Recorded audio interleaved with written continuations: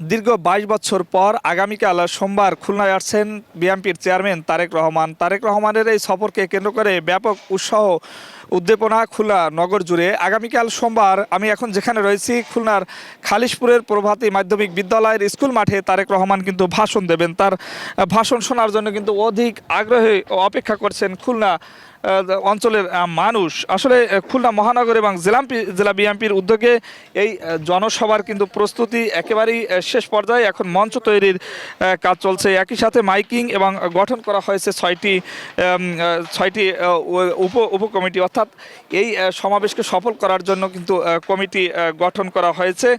দীর্ঘ ২২ বছর পরে খুলনার মাটিতে এই বিএনপির আগমনের খবরে নগর জুড়ে কিন্তু উৎসব বিরাজ করছেন। একই সাথে এই যে জনসভা, এই জনসভায় কিন্তু পার্শ্ববর্তী যে বাগেরহাট জেলা রয়েছে, বাগেরহাট এবং সাতক্ষীরার মানুষও কিন্তু এখানে আসবেন, কারণ এই ৩ জেলায় নিয়েই কিন্তু এই যে জনসভা, এই জনসভা অনুষ্ঠিত হবে।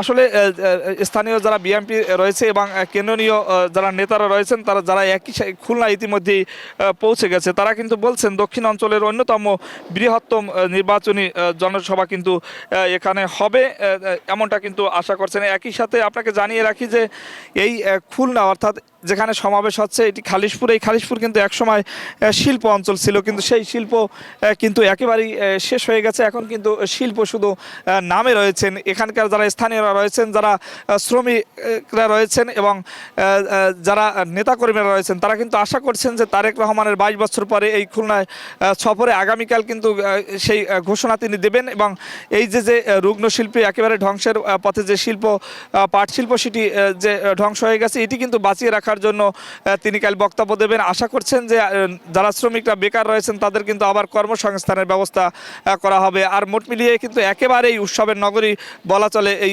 খুলনায়।